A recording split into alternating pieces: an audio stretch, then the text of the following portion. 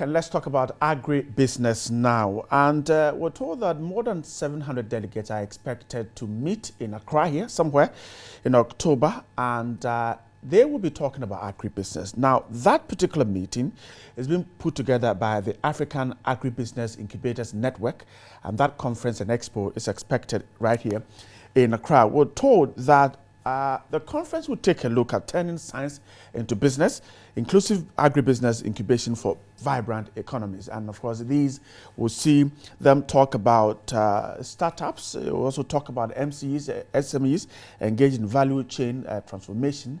We're also told that I will also bring together financing agencies in support of the establishment of agribusiness ventures. This one, we'll try and take a look at agriculture, getting the youth into agriculture and how profitable that will be. And also take a look at that conference and what it is expected to achieve. My guest in the studio is a board member of the African Agribusiness Incubators Network Conference and Expo 2016. And he's also an agribusiness expert and consultant. Dan Akwe, good morning. Good morning. I hope you're doing great. I'm very well, and you? I'm good too. So agriculture, after all, can be big business. It is. It is. It is big business. If you look at Africa today, we always say that agriculture contributes about 60% to our GDP. It provides employment for more than 70% of the population. And in terms of opportunities also in the agricultural sector, as we speak today, Africa holds more than 50% of the world's uncultivated arable land. Right. If you look at most African economies, the heads of state in Africa have even agreed that agriculture is going to be the driving sector for development in the continent. Issues pertaining to food security. And nowadays, if you are talking about food security, it includes national security. Right. As we say, a hungry man is an angry man. So food security is one. Then issues pertaining to youth employment and development as well. I see. So agriculture is big. And if you look at even Ghana as an example, we say that SMEs contribute 70% to our GDP. And 92% of businesses in Ghana are SMEs.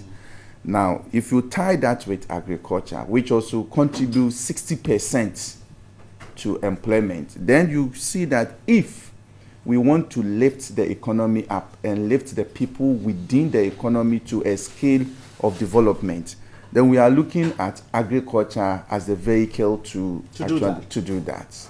Yes.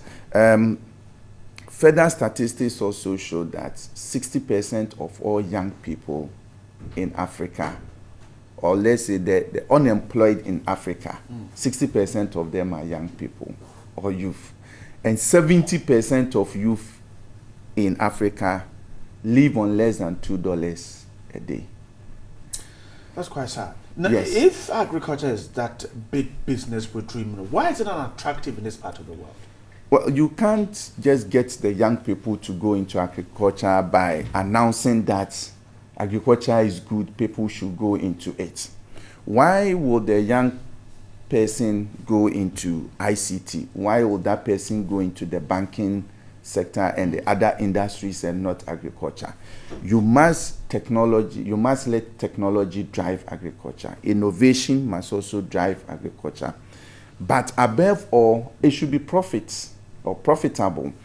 There's no one who will want to get into business and at the end of the day, you only tell your friends that I'm doing business and there's nothing to show.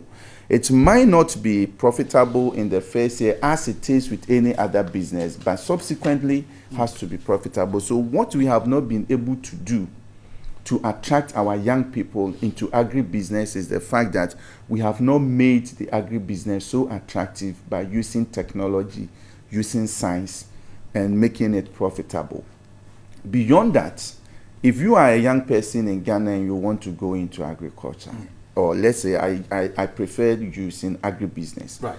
You want to go into agribusiness. There's an issue of capital, there's an issue of land, there's an issue of skills. Now, the skills is not there.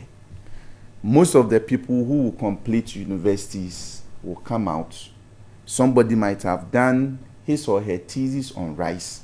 He has not seen a rice plant before. But he might have There's a missing gap. There's a missing gap. Even in the training. The training is a huge problem for us now.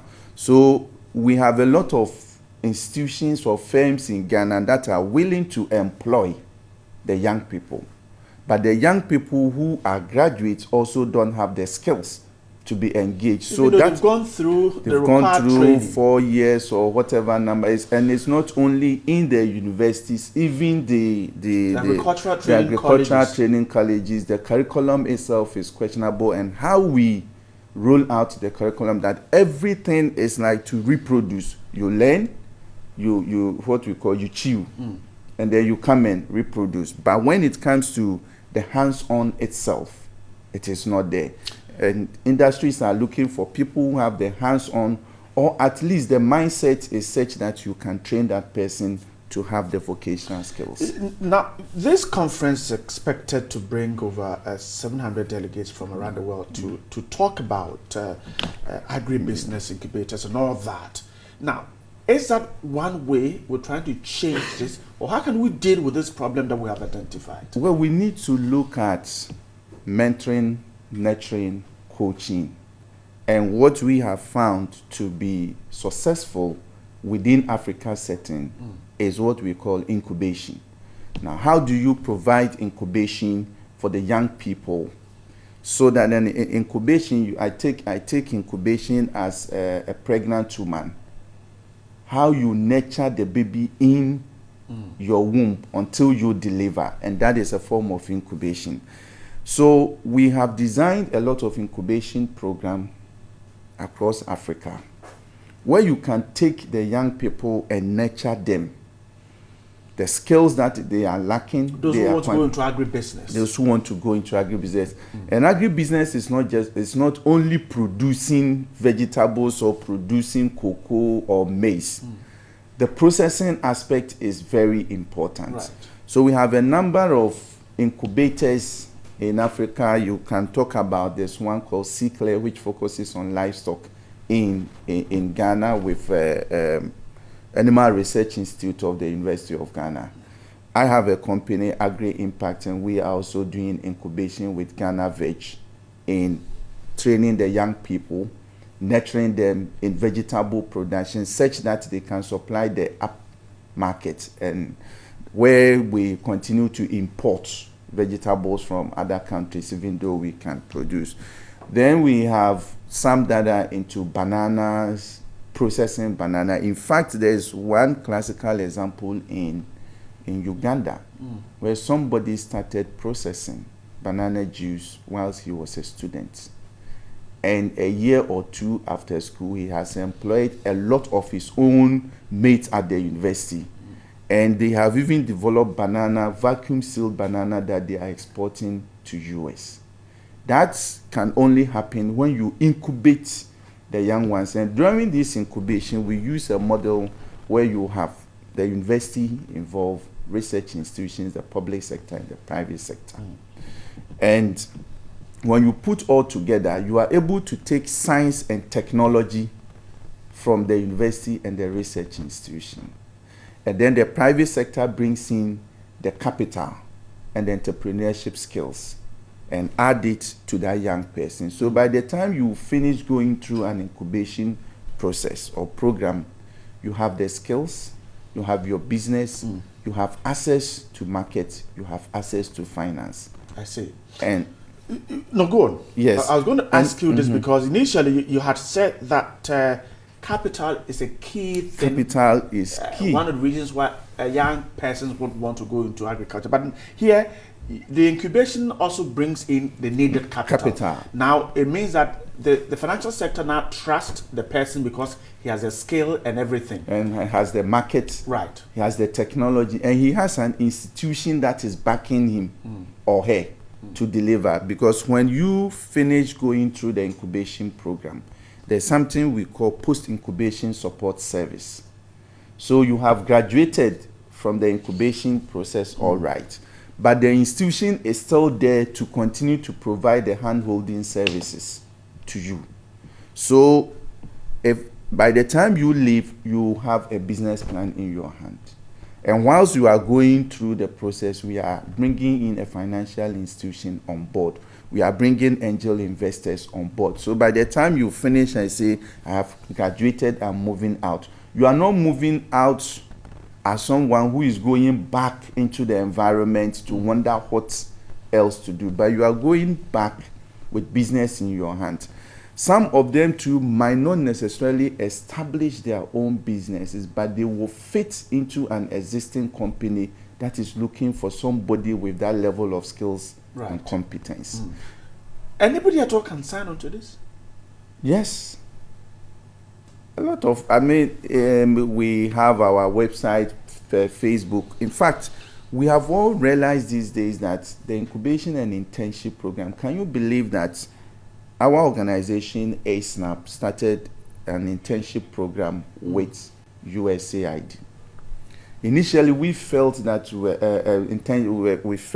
were going to have challenge getting firms or institutions to take on the interns. But it turned out to be the opposite. We have more firms than interns to place.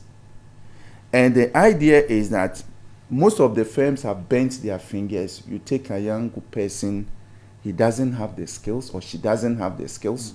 You invest in building the capacity of the person. A year, the person leaves. So all the initial investment that you have made has just gone waste. But if we can bring in an intern with support for a period of 6 months, they see that period as part of the training period. And you'll be surprised to know that most of the people that we assigned to firms, we now have more than 60% retention. The firms have employed them. So much as we talk about unemployment in the country, there are still firms that are anxiously looking for people with skills to employ. But they also don't want to employ people without skills. And the internship and incubation is some of the models that you use to upgrade the vocational and the technical skills of the young people so they can fit into industry. So how many people can you, if you have the figures on, at your fingertips? As we speak now, we even have one firm alone that is looking for 50 people, just one firm. And when we did we can take more than 500 people and place them with firms. Within a year? As long as, initially you have to support the interns. Right. So that is not the responsibility of the firm. So once you are supporting them, the firm is providing the experience, the skills, and the knowledge to these young ones, and then they take them. But you do that with matching the skills or the needs of the firm. So we do needs assessment of the firm. Then we call for people to send their applications, we review, and then we match them. Let's wrap up our conversation. Okay. So this conference coming on an expo in October. Yes. What impact will it make on your operations and perhaps the number of people that you have the capacity to train? Well, first of all, we had the first conference in Kenya last year. Right. This year we are even expecting more than 700. We have booked the whole of the Accra Conference Center for the conference. We're expecting about 1,200 people across the world. We are getting people like the president of African Development Bank coming because they have a youth program that they may want to also talk about it at the conference. All right. We are looking at incubation models across the world that have worked so that people who will come for, and not only the young, we are not only talking about young people, we want the public sector to come and also be part of it. Yes, there's also going to be exhibition where you will see products that people have. Maybe it's a waste product in Ghana, but somebody is making huge money out of it in another African country. So you come and see, and not only product, what kind of services, innovation, technology, and how do we bring science, turn science into business. So at the end of the day, you realize that people, what will be like the takeaway when you are going back? You have technology at hand, you have established the partnership, then you also have made a lot of network with not only your peers, but angel investors, because you are bringing investors to the conference. So people who have business ideas and will want to get investors will do the matchmaking and the B2B, such that they will also meet angel investors who will invest in their businesses. Dan, I'm grateful for your time this Thank morning. Talking about turning science into business, inclusive agribusiness incubation for vibrant economies in Africa. That's what the conference will deliberate on in October. I'm sure we'll find time to talk more about you into agriculture. Dan Okoye is a board member of the African Business Incubators Network and also agribusiness expert and consultant.